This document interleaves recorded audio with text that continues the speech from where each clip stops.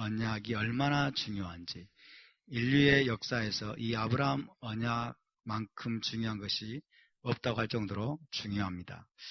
12장 3절이 결정적인 말씀이죠. 12장 3절 시작. 너를 축복하는 자에게는 내가 복을 내리고 너를 저주하는 자에게는 내가 저주하리니 땅의 모든 족속이 너로 말미암아 복을 얻을 것이라 하신지라.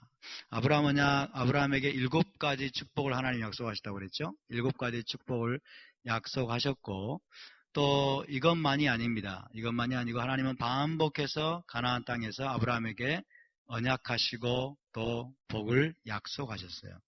아브라함 언약의 핵심은 무엇이냐면 이스라엘 땅과 그의 자손입니다. 메시아. 이스라엘 땅과 그의 자손. 이스라엘 땅과 그의 자손. 땅과 시에 관한 약속이 바로 아브라함 언약의 핵심이라고 할 수 있습니다. 그래서 아브라함 언약은 첫 번째로 이스라엘 땅을 그와 그 자손에게 영원한 기업으로 주리라 하는 것입니다. 이스라엘 땅을 그와 그 자손에게 영원한 기업으로 주리라. 이스라엘 땅은 누구의 것일까요? 이 약속에 따르면 아브라함의 자손의 것이죠. 그렇죠? 아브라함의 자손은 누구일까요? 아브라함의 자손은 누구일까요? 아랍인들일까요? 유대인들일까요? 유대인이죠. 그렇죠? 그런데 아랍인들도 자기들이 아브라함의 자손이라고 우깁니다. 그렇죠? 아랍인들은 이스마엘의 후손이기 때문에 이스마엘은 누구의 아들이에요? 아브라함 아들이잖아요. 그렇죠? 그러니까 아랍인들이 자기들이 아브라함의 자손이라고 주장하고 그러면서 그 땅을 내놓으라는 거예요. 이스라엘 땅은 우리 것이라는 거예요. 지금 이런 일이 벌어지고 있어요. 그래서 토라는 누가 아브라함의 자손인가를 분명하게 가르쳐줍니다. 이스마엘이냐 이삭이냐 이것을 분명하게 가르쳐주고 있어요. 그리고 두 번째로 그의 메시아를 통해서 열방이 복을 받을 것이다. 그의 씨가 또 누구의 씨이냐? 이삭의 씨이냐? 이스마엘의 씨냐는 거예요. 이삭의 씨인가? 이스마엘의 씨인가? 누구의 씨일까요? 이삭의 씨죠. 그죠? 이삭의 씨가 바로 메시아입니다. 근데 지금 무슬림들은 이스마엘의 씨로 태어난 위대한 선지자가 왔다는 거예요. 누구예요? 무함마드예요. 무함마드. 이삭의 씨에서는 예수가 왔을지 모르지만 그러나 이스마엘의 씨를 통해서 하나님이 위대한 선지자를 보냈다는 거예요. 그게 바로 무함마드라고 주장을 합니다. 참 얼토당토하는 이야기를 하고 있죠. 성경에서 벗어난.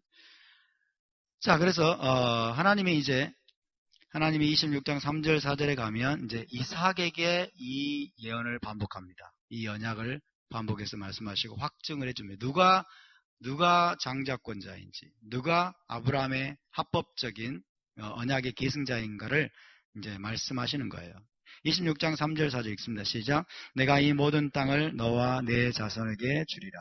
내가 내 아버지 아브라함에게 맹세한 것을 이루어 내 자손을 하늘의 별과 같이 번성하게 하며 이 모든 땅을 내 자손에게 주리니 내 자손으로 말미암아 천하 만민이 복을 받으리라. 누구에게 하신 말씀이죠?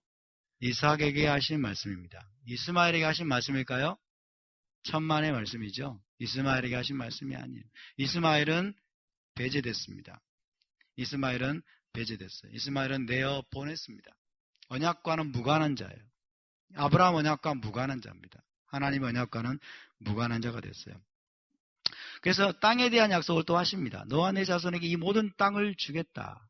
그리고 내 자손을 번성케 하고 모든 땅을 내 자손에게 주고 내 자손으로 말미암아. 그러니까 이스마엘의 자손이 아니라 내 자손, 이삭 너의 자손으로 말미암아 천하 만민이 복을 받을 것이다. 라고 약속을 확인해주고 계십니다. 그래서 이 아브라함 언약의 계승자를 장자라고 합니다. firstborn. 아브라함 언약의 계승자가 장자가 이스마엘이 아니라 이삭이라는 것을 여러분 기억하시기 바랍니다. 아멘. 토라가 이것을 분명하게 우리에게 가르쳐주고 있고요. 그 다음에 또 나아가서 그러면 누가 이삭의 아들이냐 하는 거예요. 누가 이삭의 씨인가? 누가 이삭의 그 언약을 계승하는 계승자이냐? 에서일까요? 야곱일까요? 오늘 본문은, 오늘 파라샤는 우리에게 그것을 분명하게 가르쳐 줍니다. 야곱이 바로 이삭의 합법적인 장자권자이고 언약의 계승자이다. 에서의 후손이 또 누구일까요? 에서의 후손이 아랍 사람들이면서 또 누구일까요? 좀 이따 말씀드리겠습니다. 예. 자, 28장 3절 4절 시작. 전능하신 하나님이 내게 복을 주시어 내가 생육하고 번성하게 하여 내가 여러 족속을 이루게 하시고 아브라함에게 허락하신 복을 내게 주시되 너와 함께한 내 자손에게도 주사 하나님이 아브라함에게 주신 땅 곧 내가 거류하는 땅을 내가 차지하게 하시기를 원하노라. 이건 누가 누구에게 한 말이죠? 이삭이 야곱에게 한 말입니다. 이삭이 야곱에게. 그렇죠? 그러니까 합법적인 아브라함 언약의 계승자인 이삭이 또 합법적인 장자권자로 이제 확증이 됐어요. 그 야곱에게 이제 주는 약속입니다. 아브라함에게 허락하신 복, 그렇죠? 아브라함에게 허락하신 복을 내게 주시되 아브라함에게 주신 땅, 곧 내가 거류하는 땅을 너로 차지하게 하시기를 원하노라. 그래서 아브라함의 언약이 누구에게 계승됩니까? 이삭에게 계승되고 이삭에게 계승된 것이 또 누구에게? 야곱에게 계승되고. 그래서 여러분 야곱의 자손이 바로 지금 유대인들이고 이스라엘 백성임을 기억하시기 바랍니다. 할렐루야. 그래서 토라는 성경 전체는 누구에 관한 이야기일까요? 이스라엘에 관한 이야기예요. 성경의 주인공은 누구일까요? 이스라엘입니다. 성경의 주인공은 물론 여호와 하나님이세요.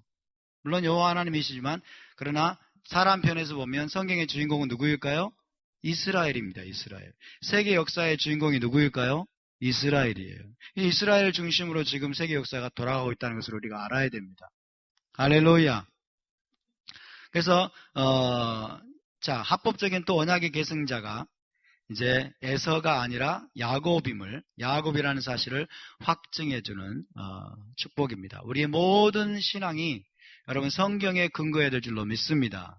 할렐루야. 왜 우리가 이스라엘을 축복해야 되는가? 왜 우리가 이스라엘 편에 서야 되는가? 왜 우리가 이스라엘과 함께 해야 되는가? 이스라엘과 우리가 도대체 무슨 관계가 있는가? 이런 것들을 우리가 토라를 통해서 성경을 통해서 분명하게 알아가야만 되는 것입니다. 할렐루야. 이스라엘과 함께 서는 것이 여러분 하나님과 함께 서는 것임을 믿으시기 바랍니다. 이스라엘 편에 있다고 하는 것은 하나님 편에 있다는 뜻인 것입니다. 그래서 에서와 야곱 이야기가 오늘 본문에서 진행이 되는데 이것은 사실 종말에 관한 이야기입니다. 에서와 야곱 이야기를 통해서 하나님이 우리에게 가르쳐주고자 하시는 것은 종말에 어떤 일이 벌어질 것인가 이것을 말씀해 주기를 원합니다. 자, 먼저 26장 21절을 함께 읽습니다. 시작. 이삭이 그의 아내가 임신하지 못하므로 그를 위하여 여호와께 간구하며 여호와께서 그의 간구를 들으셨으므로 그의 아내 리브가가 임신하였더니. 잘 들립니까? 제 목소리가? 잘 들리죠?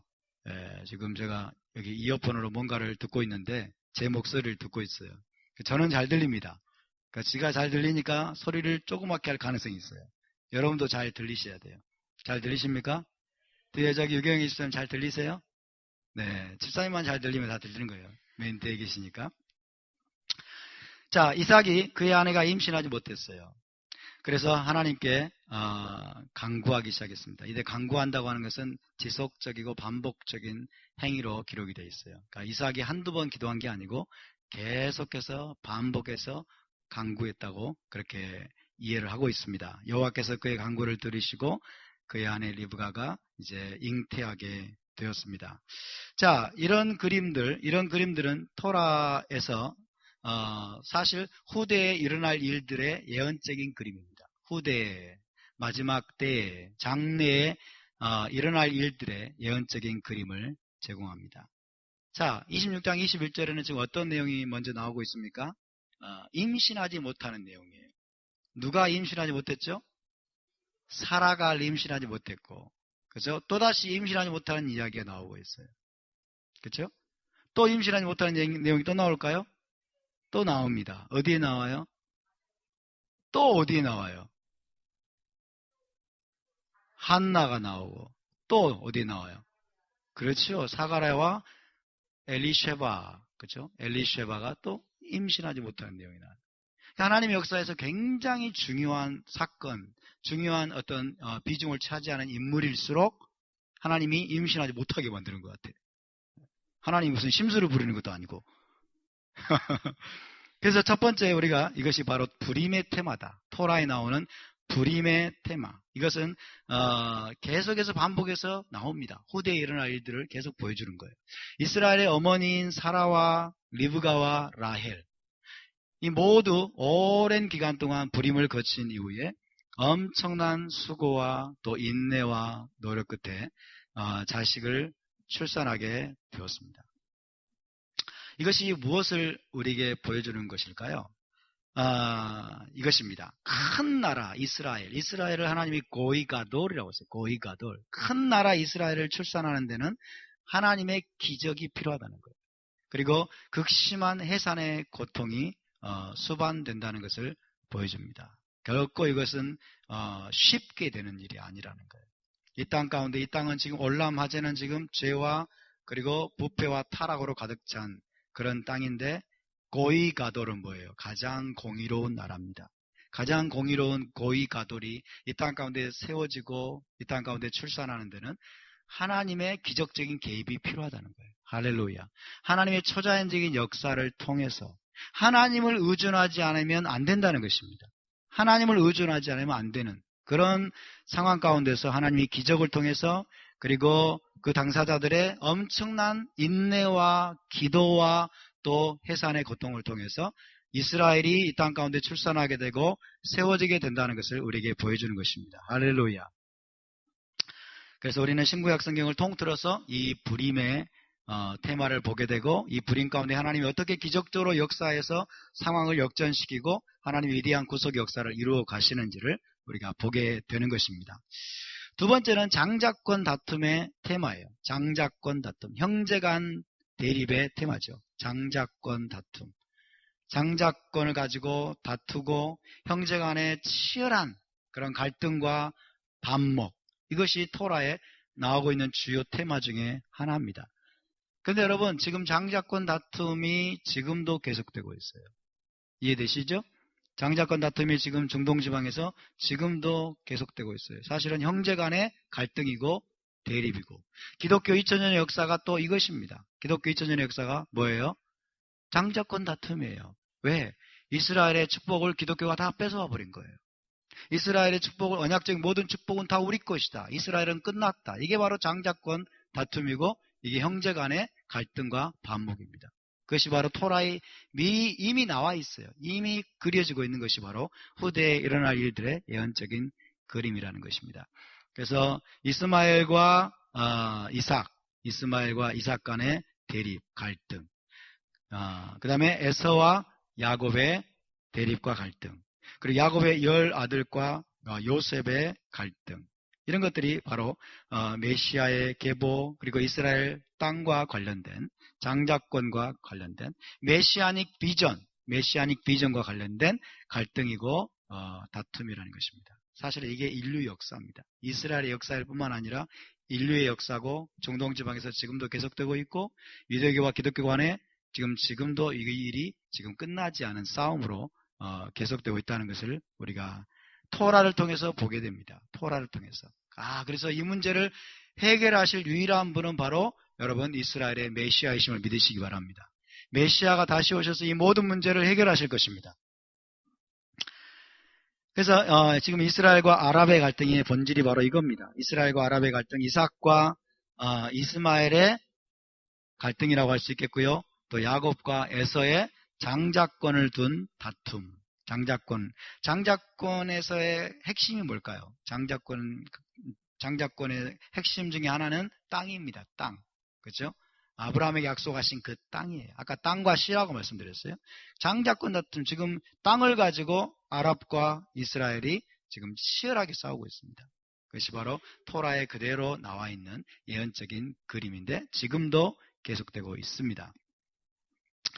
자, 그럼 에서와 야곱의 다툼을 이제 좀 더 면밀하게 살펴보겠습니다. 25장 22절에서 23절 시작. 그 아들들이 그의 태 속에서 서로 싸우는지라. 여호와께서 그에게 이르시되 두 국민이 내 태 중에 있구나. 두 민족이 내 복중에서부터 나누이리라. 이 족속이 저 족속보다 강하겠고 큰 자가 어린 자를 섬기리라 하셨더라. 그 아들들이 태 속에서 서로 싸워요. 쌍둥이인데. 쌍둥이. 경상도 말로 상둥이입니다. 상둥이. 쌍둥이가 태 속에서 서로 싸우니까 리브가가 가서 하나님께 물었어요. 이게 도대체 뭡니까? 그랬더니 하나님 여호와께서 그에게 이르시되, 이제 그에게. 우리말은 참 한글은 애매합니다. 한글은 참 애매합니다. 그러나 여호와께서 그녀에게 말씀하셨어요. 두 국민이 내 태 중에 있구나.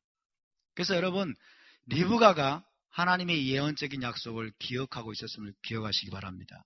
리브가가 이 약속을 붙들고 있었어요. 그래서 리브가 때문에 사실은 야곱이 여러분 이것들을 취하게 된 겁니다. 두 국민이 내 태중에 있구나. 두 민족이 내 복중에서부터 나누이리라. 이 족속이 저 족속보다 강하겠고 큰 자가 어린 자를 섬기리라. 여러분, 큰 자가 어린 자를 섬기는 게 쉬운 일일까요? 여기에는 어떤 의미가 내포되어 있냐면 치열한 전쟁이 있을 거라는 뜻이에요. 치열한 갈등과 싸움이 있게 될 것이고, 그로 말미암아 하나님이 개입하시고, 그래서 큰 자가 결국 여러분 복종하게 된다는 뜻입니다. 자, 태중에서부터 이 쌍둥이들이 서로 싸운 것입니다. 너희는 안 싸웠지? 태중에서부터 장자권이야. 웃구나, 너희는 여자니까. 아이, 그래. 사이좋게 손잡고 나왔을 거예요. 자, 태중에서부터 이 야곱과 에서는 서로 치열하게 싸웁니다. 장자권을 두고 벌이는 싸움이에요. 장자권을 두고 벌이는 싸움을 이들이 벌이고 있었습니다. 자, 에서와 야곱의 다툼을 보시면요, 서로 태에서 먼저 나가는 게 중요합니다. 이들은 태에서 먼저 나가면 어떻게 돼요? 장자권자가 돼요. 그래서 태에서 먼저 나감으로써 장자권을 차지하려고 벌이는 싸움인데, 에서가 먼저 나가죠. 그러나 야곱이 끝까지 포기하지 않고 발뒤꿈치를 잡았습니다. 발뒤꿈치를 잡았어요. 그래서 이것은 나중에 이들의 운명이 어떻게 될 것인가를 하나님이 미리 보여주시는 것이죠. 그러니까 태중에서부터 하나님의 선택이 진행이 됩니다. 할렐루야. 태중에서부터 하나님이 누구를 선택하셔요? 야곱을 선택하십니다. 태중에서 하나님이 에서를 선택하지 않으십니다. 이것은 하나님의 주권입니다. 그것은 하나님의 주권이에요. 어쨌든 태중에서부터 에서의 속성과 그 다음에 야곱의 속성이 이미 거기서 보여집니다. 사실은 태중에서 서로 치열하게 다투고 야곱이 에서의 발뒤꿈치를 잡았다고 그래가지고, 여러분, 우리 기독교인들은 야곱을 무지하게 미워합니다. 이 사기꾼, 그러면서 이 협잡꾼, 사기꾼. 그렇지만은 그게 아니고 사실은 태중에서부터 에서가 발뒤꿈치로 야곱을 죽이려고 한 거예요. 에서가 야곱을 발뒤꿈치로 죽이려고 하는 은밀한 속임수와 여러분 이런 것들로 장차 야곱을, 이스라엘 나라에 대해서 어떤 행위를 할 것인가를 보여주는 거죠. 그래서 그걸 막는 거예요. 그걸 막기 위해서 발뒤꿈치를 잡는 거예요. 잡고 동시에 장자권을 취하는 그런 그림인데, 우리는 그걸 모르니까 이 야곱은 이 사기꾼 놈, 이 협잡꾼 놈 이렇게 생각하는 거예요.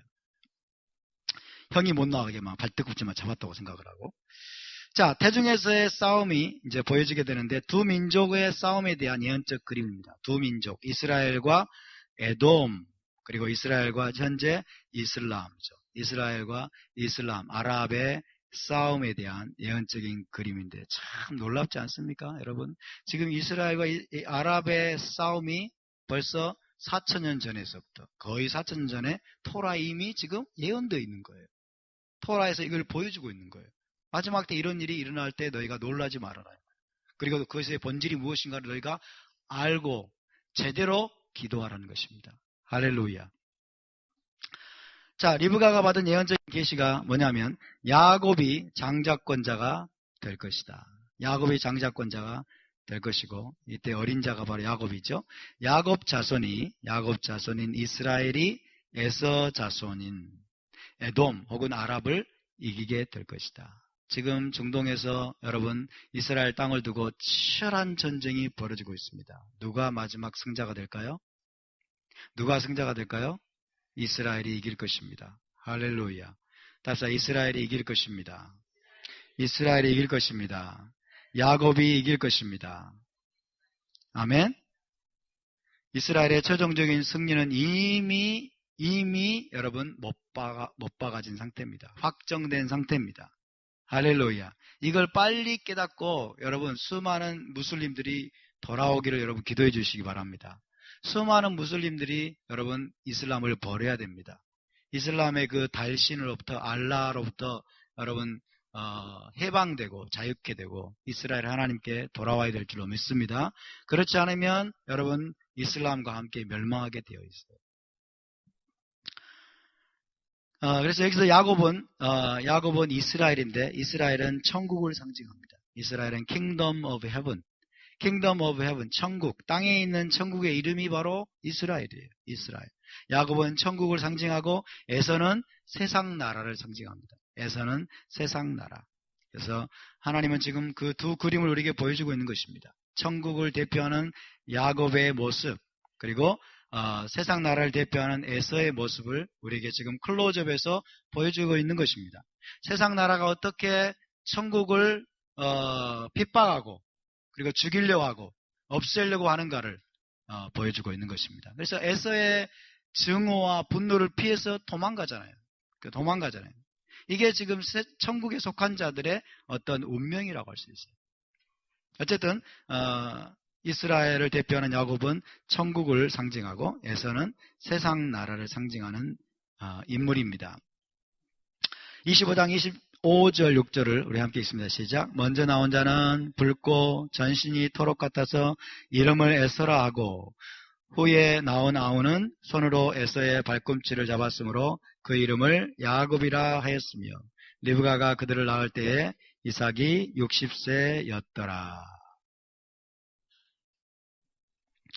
자, 에서와 야곱의 다툼은 메시아 왕국과 적그리스도의 왕국 간의 충돌이라고 할 수 있습니다. 천국과 적그리스도의 왕국 간의 충돌이다.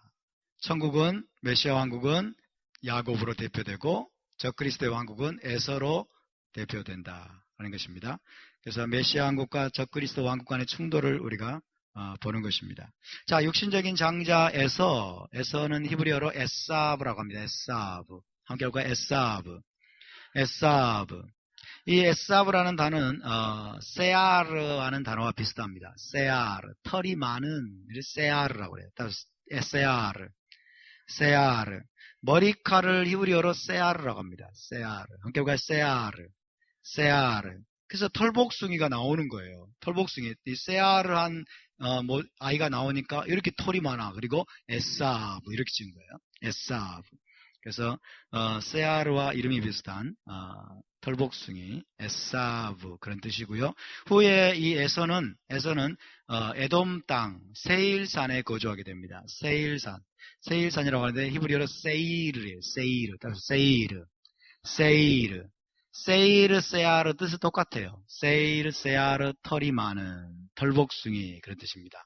그래서 세일산에 거주하게 됩니다. 그래서 에서, 세아르, 세이르 그리고 또 하나 별명이 에돔이죠. 에돔. 그래서 에서라는 이름은 에사브라는 이름은 털이 많기 때문에 지어진 이름이고 그 다음에 별명은 에돔입니다. 따라서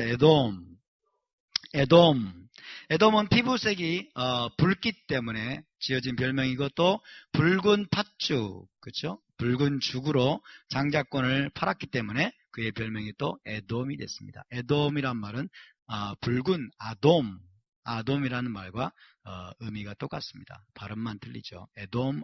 따라서 아돔.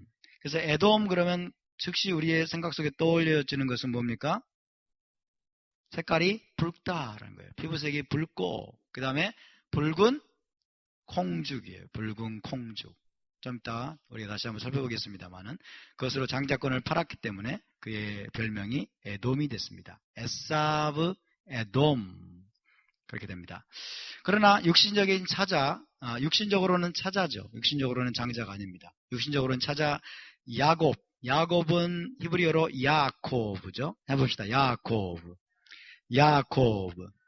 예, 야코브는 에서의 발꿈치를 잡아서 붙여준 이름이죠. 발꿈치를 히브리어로는 아케브라고 합니다. 따라서 아케브. 자, 아케브라는 이 단어에 요드가 더해진 거죠. 요드. 그래서 아케브를 요드는 뭡니까? 손이죠, 손. 그래서 발꿈치를 손이 잡고 있는 그림이에요. 발꿈치를 손이 잡고 있는. 그래서 아케브를 손으로 잡았기 때문에 야아코브라고 이름이 지어졌습니다. 따라서 야코브. 그러니까 이것은 뭐냐면 장자권, 언약적인 유업에 대한 강력한 열정의 소유자다 하는 것을 보여주는 그림입니다. 그래서 에서의 발꿈치를 잡는 그림을 통해서 하나님이 이제 가르쳐 주신 것은 뭐냐면 리브가에게 가르쳐 주신 건 뭡니까? 야곱이 장자권자가 될 것이라는 계시예요. 할렐루야. 야곱이 장자권자가 될 것이라는 계시를 이삭에게 이야기했을까요? 안 했을까요? 했을까요? 안 했을까요? 글쎄. 그렇죠? 이삭에게 했을 수도 있어요. 했을 수도 있지만 이삭은 이것을 제가 볼 때는 흘려들었을 것 같아요. 그렇죠? 흘려들었을 것 같아요. 그리고 이삭은 점점 에서를 편애하기 시작했어요. 그러면서 그의 영적인 눈이 어두워집니다. 그리고 리브가가 혹 이야기해 주었던 그 이야기를 까맣게 잊어버리게 돼요. 까맣게 잊어버려요. 어떤 아버지라도 여러분 바꿔가지고 장자권의 축복을 해줄 아버지가 있을까요? 없을까요? 없어요. 서전사님, 바꿔서 장자권 축복을 해줄 의향이 있으십니까? 없을 거예요, 아마. 인간적인 아버지는 여러분 절대로 그렇게 하지 않을 거예요. 다 장자에게 장자권의 축복을 주기를 원할 거예요. 요셉도 그랬잖아요. 그죠? 므낫세와 에브라임. 야곱이 손을 어긋맞게 축복을 하니까 아버지 안 됩니다. 얘가 장자거든요. 이러는 거예요. 그러니까 야곱이 뭐라고 그래요? 나도 안다. 야곱은 자기가 사자로서 장자권을 취했기 때문에 아마 에브라임을 더 좋아했을지도 모르겠어요. 그러나 이 모든 것이 여러분 하나님의 계획에 의해서 이루어진 것입니다. 할렐루야. 어쨌든 이 야곱의 장자권에 대한 열정, 이것은 사실 하늘의 유업을 취하고자 하는 갈망입니다. 하늘의 유업, 다시 말하면 메시아 왕국을 사모하는 그 야곱의 강력한 열정, 이것을 위해서는 어떤 대가라도 여러분 기꺼이 지불하고자 하는 그 야곱의 열정과 그 믿음을 저와 여러분이 본받았기를 바랍니다. 그래서 우리가 아브라함의 이야기를 살펴볼 때는 주님 우리가 아브라함이 되기를 원합니다. 이삭의 얘기를 살펴볼 때는 주님 우리가 이삭이 되게 해주십시오. 야곱의 이야기를 우리가 나눌 때는 주님 우리가 야곱이 되게 해주십시오. 이런 기도가 우리 안에서 일어나야 될 줄로 믿습니다. 자, 발뒤꿈치의 다른 의미가 바로 이것입니다. 아케브라고 하는 발뒤꿈치의 다른 의미가 뭐냐면 에서가 야곱을 은밀하게 조용히 속임수를 사용해서 죽이려 했다는 것을 암시하는 거예요. 아케브라는 이 히브리어에 그런 의미가 숨어 있습니다. 속임수로 죽인다. 속임수로 죽이다. 이런 의미가 숨어 있어요. 발뒤꿈치가 뭐예요? 발뒤꿈치 사람들이 다 앞에 있는데 발뒤꿈치로 발로 차버리면 아무도 모르잖아요. 그렇죠? 그래서 속임수로 어떤 죽이다 이런 의미가 들어있어요. 그래서 야곱이 에서가 리브가의 여러분 태중에서 발뒤꿈치로 은밀하게 야곱을 죽이려고 했던 거예요. 이것이 에서의 본성이라는 거예요. 이것이 에서의 본성이라는 거예요. 태중에 있는 아이가 뭘 알겠습니까? 그렇죠? 태중에 있는 아이가 뭘 알겠습니까? 그러나 이것이 태중에서부터 에서의 본성을 드러낸 거예요. 어머니 뱃속에 있을 때부터 은밀하게 죽이려고 한 거예요. 그러니까 야곱이 잡은 거예요. 잡고 그것을 이제 막고 장자권을 취하게 되는 그 그림입니다. 그래서 여러분 에서의 후손이 지금 계속해서 하고 있는 짓이 뭐냐? 은밀하게는 다른 말로 속임수예요. 속임수로 지금 계속해서 이스라엘을 이 땅에서 멸절하고 없애려고 지금 선전선동을 계속해서 해오고 있죠. 그렇죠? 아랍인들, 무슬림들이 얼마나 거짓말에 능수능란한지, 거짓말에 얼마나 능수능란한지. 세상의 미디어를 지금 다 여러분 불러들여가지고 이스라엘 땅으로 팔레스타인 땅으로 불러들여가지고 쇼를 합니다. 쇼를. 막 돌 던지고 막 있다가 그 중에 어떤 이들은 막 자기들이 심지어 장례식까지 막 꾸며요. 이스라엘 유대인들에 의해서 죽임당했다고 장례식까지 막 꾸미고 죽어 있어요. 그 옷까지 덮고. 그러다가 어떤 상황이 벌어지면 이제 벌떡 일어나 도망가고 막. 얼마나 속임수로 여러분 지금 야곱을 죽이려고 하는지 모르겠어요. 그래서 하나님이 내가 에서는 미워했다는 말을 하신 거예요, 사실. 에서의 속성을 아시기 때문에. 까닭 없이 그렇게 한 것이 결코 아닙니다. 그래서 에서의 본질을 우리는 여러분 분명히 잘 알아야 됩니다. 인본적인 관점으로, 단순히 우리가 기독교에서 그동안 보아왔던 관점으로 에서를 보면 안 돼요. 에서는 들사람이고 아주 건장하고 멋있게 호남형으로 생겼고, 그러면서 막 부모에게, 아버지에게 특별히 효도하고, 얘 진짜 멋진 친구다. 그런데 야곱 이놈은 나올 때부터 발뒤꿈치 잡아가지고 이 속임수, 그 다음에 협잡꾼, 막 사기꾼, 그래가지고 가는 곳마다 사기치고. 근데 왜 도대체 하나님이 야곱을 사랑하고 야곱에게 장자권을 줬는지 참 우리는 이해할 수가 없어. 막 이런 식의 사고를 하면 우리가 안 된다는 거예요. 그래서 장래 에서 자손이 야곱 자손에게 할 일을 태중에서부터 보여준 것이라고 할 수 있겠습니다. 에서와 야곱의 특성을 좀 보겠습니다. 자, 25장 27절에서 굉장히 중요한 말씀인데요. 함께 읽습니다.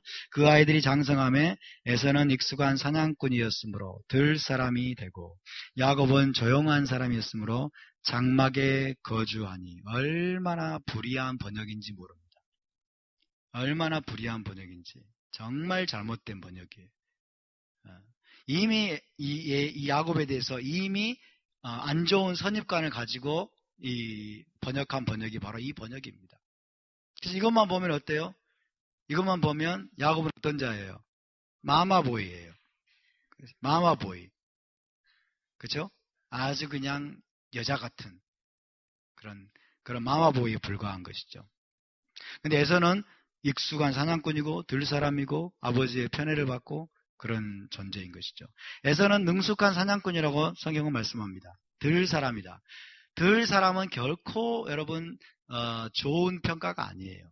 토라에서 들사람은 결코 좋은 평가가 아닙니다. 능숙한 사냥꾼이고 들사람으로 묘사되어 있고, 야곱은 장막에 거주한다. 장막에 거주하는 게 얼마나 중요한 말인지. 자, 에서와 야곱의 묘사에서 토라는 그들을 가인과 아벨, 니므롯과 아브라함처럼 묘사하고 있습니다. 이것을 알아야 돼요. 가인과 아벨. 자, 에서와 야곱은 가인과 아벨처럼 묘사되고, 니므롯과 아브라함처럼 묘사되고 있어요. 그래서 에서는 가인과 같은 존재예요. 가인과 니므롯 같은 존재로 묘사가 되고 있고, 그 다음에 야곱은 아벨 같은 자, 아브라함 혹은 아브라함 같은 자로 묘사가 되고 있다는 사실을 우리가 알아야 됩니다.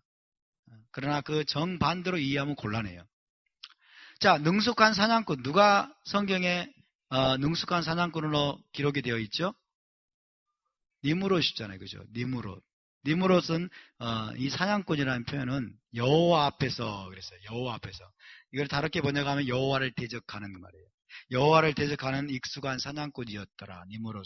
그래서 이것은 영혼의 사냥꾼을 말합니다. 단순히 들판에서 동물들만을 사냥하는 그런 자가 아니라 영혼의 사냥꾼이라는 의미가 내포되어 있어요. 그래서 니므롯은 하나님을 대적했던, 그리고 하나님과 맞서서 세계 정부를 꿈꿨던, 그러면서 바벨론 신비 종교의 창시자, 이 니므롯은 영혼의 사냥꾼이었어요. 근데 그를 닮은 사람이 바로 이 에서라는 것입니다. 익숙한 사냥꾼이고 들사람이고, 그리고 들판으로 자기 동생을 데리고 나간 자가 누구예요? 가인이잖아요. 그런 의미가 다 포함되어 있어요. 들판, 들사람. 가인도 들사람인 거예요. 들사람이고 가인도 영혼의 사냥꾼이에요. 자기 동생을 사냥했어요. 자기 동생을 사냥한 자예요. 그래서 영혼의 사냥꾼 가인과 니므롯 같은 자로 에서가 묘사되고 있는데 이것을 까맣게 모르고 있다는 거죠. 야곱은 반면에 아벨과 같은 자이고 아브라함 같은 자로 묘사됩니다. 야곱은 조용한 사람, 장막에 딱 두 마디를 하고 있잖아요. 조용한 사람이고 장막에 거주한다. 이것이 얼마나 중요한 표현인지. 자, 에서는 보시면 피 흘리기를 좋아하고 육적인 성향을 지녔고 세상적인 것만을 추구하는 사악한 자로 묘사됩니다. 피 흘리기를 좋아해요. 짐승들을 죽이는 것이 바로 피 흘리기를 좋아하죠. 그렇죠? 토라는 여러분 짐승들을 마음대로 죽이는 것을 금지하고 있잖아요. 근데 이 니므롯과 에서는 피 흘리기를 좋아하는 거예요. 짐승들을 막 죽이고 피 흘리기를 좋아하고 그래서 육적인 성향을 지니는 육적인 존재예요. 그는. 그리고 세상적인 인물입니다. 세속적인 인물이고 물질적인 존재예요. 물질적, 영적인 일에는 관심이 없는 자예요. 그래서 악한 자입니다. 가인을 닮고 그리고 니므롯을 닮은 악한 자라는 것입니다. 다른 말로 한마디로 말하면 뭐예요? 하나님을 대적하는 자예요. 하나님을 대적하는 자예요. 야곱은 조용한 사람이라고 되어 있는데 조용한 사람이 결코 아니에요. 야곱은 이시탐입니다. 탐. 따라서 이시탐.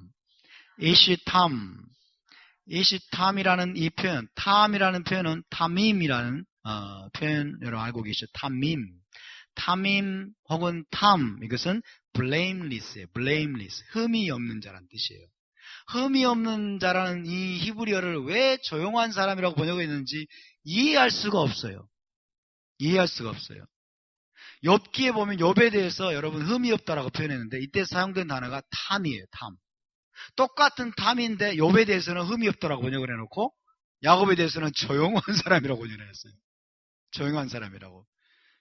얼마나 기가 막힌 번역인지. 야곱은 흠이 없는 사람이었다라고 성경은 묘사하고 있습니다. 할렐루야.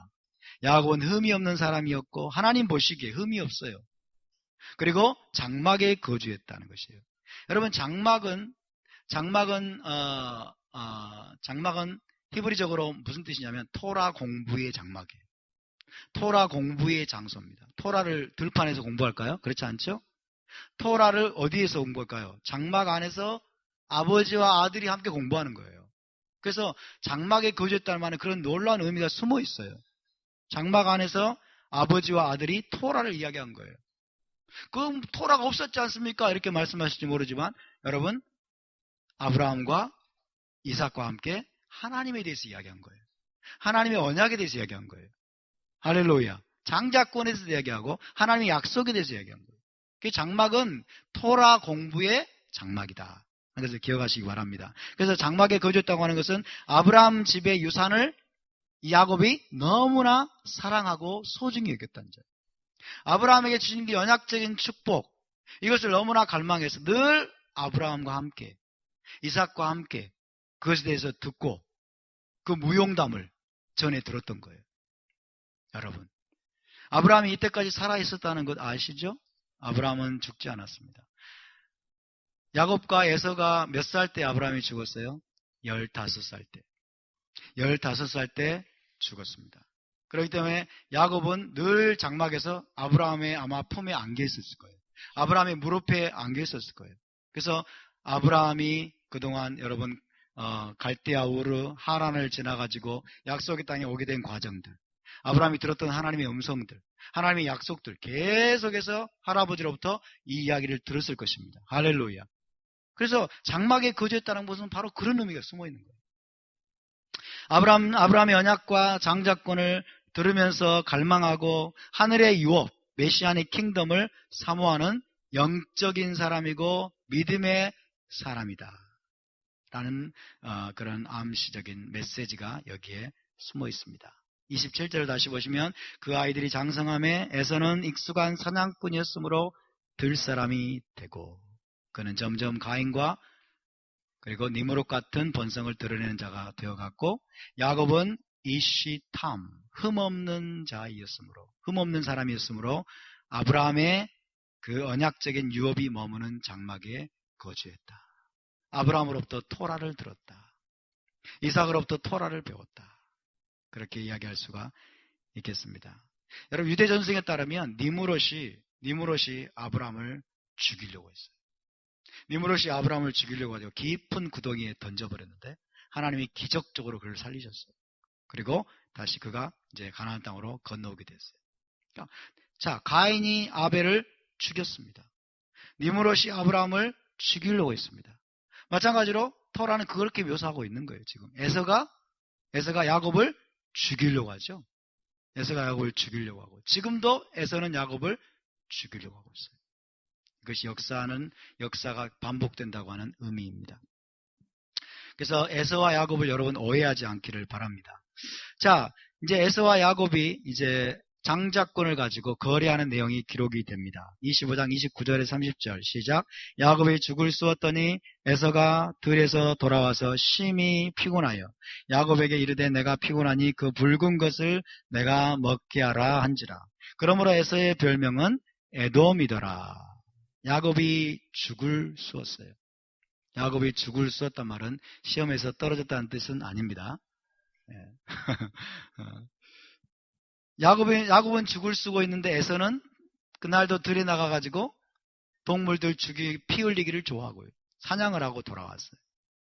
자, 이때 야곱이 쓴 죽이 붉은 콩죽입니다. 작년에 나눴던 내용인데 붉은 콩죽, 팥죽이라기보다도 붉은 콩죽이에요. 렌틸 스튜라고 합니다. 렌틸 스튜. 야곱이 쓴 붉은 콩죽. 이것이 바로 에서가 장자권과 맞바꿔버린 도구입니다. 자, 죽 한 그릇, 콩죽 한 그릇에 장자권을 헌신짝 내버리듯이 버려버렸어요. 그러니까 이가 얼마나 육적인 존재인지를 알 수 있겠죠. 이는 여러분 하나님을 사랑하지 않았습니다. 아니, 하나님을 대적하는 자였어요. 그리고 아브라함의 유업에 대해서는 털끝만큼도 관심이 없었어요. 털끝만큼도. 근데 여러분 야곱을 보세요. 30절 봅시다. 야곱에게 이르되 내가 피곤하니 그 붉은 것을 내가 먹게 하라.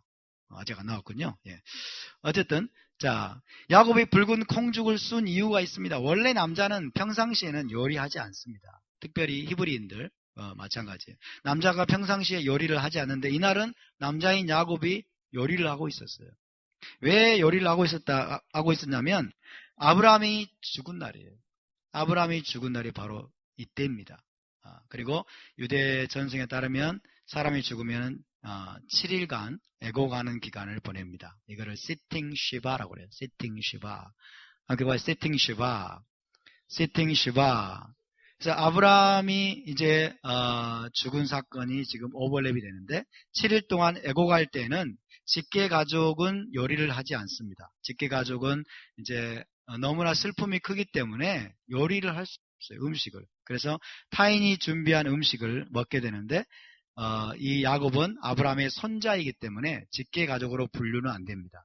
그래서 아브라함의 이제 손자인 야곱이 이날은 특별히 장례식에 이제 애곡하는 가족들을 어머니를 위해서 가족들을 위해서 이제 붉은 콩죽을 쓰고 있었던 거예요. 그래서 에서와 야곱이 이때 나이가 15살입니다. 15살에 아브라함이 176세인가요? 아브라함이 175세 이제 죽게 되죠. 그래서 붉은 콩죽을 이제 쓰면서 아버지 어머니 이삭과 리브가와 이제 가족들을 섬기고 있었습니다. 자, 아브라함이 할아버지가 돌아가셨어요. 아브라함은 여러분 별과 같은 존재입니다. 그렇죠? 아브라함은 온 인류의 조상이라고 해도 과언이 아니에요. 아브라함은 위대한 하나님의 사람이에요. 그렇죠? 그러면서 에서와 야곱의 할아버지예요. 죽었어요. 그리고 7일간의 애곡 기간, 애통하는 기간을 보내게 되는데 에서는 어디 갔어요? 이 정신 나간 놈. 그렇죠? 얼마나 이 악한 자입니까? 얼마나 못된 녀석입니까? 그래서 이 붉은 콩죽은 여러분 전통적으로 7일의 애곡기간에 먹는 음식으로 불리고 있습니다. 붉은 콩죽, 렌틸 스튜는 7일의 애곡기간에 장례기간에 먹는 음식으로 불리는데, 그래서 이것은 붉은 콩죽이다. 콩죽으로 번역을 해야 맞습니다. 팥죽이 아니고 콩죽입니다. 이 7일 애곡기간에도 에서는 들로 사냥하러 나갔다가 돌아옵니다. 얼마나 언약적인 유업을 멸시하는 태도인지, 아브라함의 유산을 얼마나 이는 헌신짝처럼 여기는지, 하나님을 얼마나 그가 관심 밖에 두고 있었는지, 그렇죠? 하나님의 말씀과 하나님의 약속을 이는 귓등으로도 듣지 않았어요. 이는 정말 세속적인 존재였어요. 정말 이는 악한 자였어요. 이는 피 흘리기를 좋아하는 자였어요. 니무롯 같은 자예요. 니무롯 같은 자. 그런데 여러분, 신중하게 반면에 법적인 거래를 야곱은 진행합니다. 이때부터 15달 이전부터 아브라함의 언약적인 욥을 사모해 가지고 이 기회를 놓치지 않습니다. 이 기회를 놓치지 않아요. 그래서 이 사건에서 우리 신중하게 법적인 거래, 장자권을 두고 법적인 거래를 진행하는 야곱의 모습과 배를 채우는 일에만 급급한 에서의 경솔함이 대조적으로 보여지고 있습니다. 자, 그래서 25장 32절 34절을 함께 읽습니다. 시작. 에서가 이르되 내가 죽게 되었으니 이 장자의 명분이 내게 무엇이 유익하리요. 야곱이 이르되 오늘 내게 맹세하라. 에서가 맹세하고 장자의 명분을 야곱에게 판지라. 야곱이 떡과 팥죽을 에서에게 주매 에서가 먹으며 마시고 일어나 갔으니 에서가 장자의 명분을 가볍게 여김이었더라. 하나님을 가볍게 여긴 거예요. 그렇죠? 내가 죽게 되었으니 배고파 죽겠는데 장자의 명분이 내게 뭐가 중요하냐? 그런 거예요. 참 기가 막히게 노릇이죠. 야곱이 맹세하라고. 맹세해라. 에서가 맹세했습니다. 장자의 명분을 야곱에게 팔았어요. 그래서 야곱이 떡과 콩죽을 에서에게 주었어요. 에서가 먹고 갔어요. 그래서 토라는 여기서 한마디로 평가합니다. 에서가 장자권, 장자의 권리를 가볍게 여김이었더라. 여기에 속임수가 있습니까? 없습니까? 여기 어떤 속임수도 없어요. 합법적으로 거래 딜이 이루어진 거예요. 합법적으로. 그렇죠? 어떤 속임수도 없는데 나중에 장자권의 축복을 빼앗긴 에서가 뭐라고 말합니까?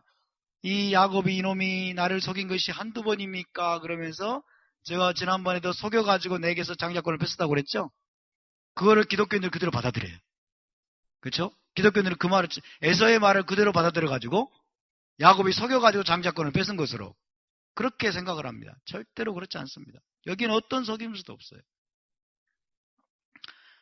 그래서 에서는 여러분 영적인 유산을, 장자권을 경홀히 여긴 육신의 사람이고 세속적인 존재고, 더 나아가서는 하나님을 대적하는 악인으로 지금 성경은 묘사하고 있습니다. 이것이 에서의 본질입니다. 에서는 아브라함의 축복이나 하늘의 유업에는 전혀 무관심한 들 사람이며 세속적인 존재며 물질적인 존재며 그 다음에 영혼의 사냥꾼입니다.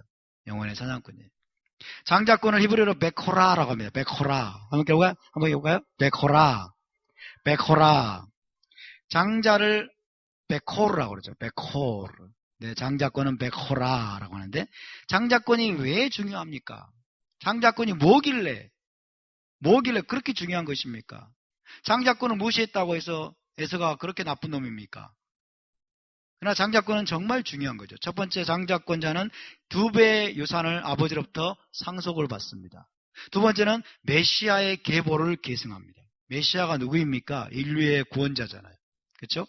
인류의 구속을 이루실 분의 계보를 계승하는 것이 얼마나 여러분 중차대한 일이고 중요한 일입니까? 그리고 세 번째로는 이스라엘 땅을 기업으로 상속받습니다. 이스라엘 땅을 기업으로, 아브라함에게 약속된 이스라엘 땅을 합법적으로 영원한 기업으로 상속받게 돼요. 이것이 이삭의 장자권자에게 주어지는 특권이고 축복입니다. 그리고 네 번째로 아버지가 죽은 후에는 가족의 영적 리더가 됩니다. 가족의 리더로 수장이 되고 리더가 되는 게 바로 이 장자권, 토라에 나오는 장자권의 의미예요. 그래서 너무너무 이 장자권이 사실 모든 것을 결정한다고 해도 과언이 아니에요. 근데 이 에서는 이거를 소홀히 여겼어요. 한 그릇 콩죽보다도 못한 것으로 여겼어요. 그리고 발로 차버렸어요. 이것은 하나님을 멸시한 겁니다. 하나님을 멸시한 거예요. 그래서 결국에는 이 장자권자가 메시아 왕국과 하늘의 예루살렘을 상속받게 돼요. 영생과도 관련되어 있는 것입니다. 할렐루야. 영원한 생명과 관련되어 있는 것이 토라에 나오는 장자권자예요. 아브라함의 장자권자, 이삭의 장자권자, 야곱의 장자권자. 그래서 육신의 배고픔과 이 장자권을 바꿔버릴 만큼 영적으로 이는 무지하고 육적인 사람이었다. 그래서 우리가 에서 이야기를 통해서 뭘 배워야 됩니까? 우리는 육신의 정욕에 지배당해서는 안 될 것입니다.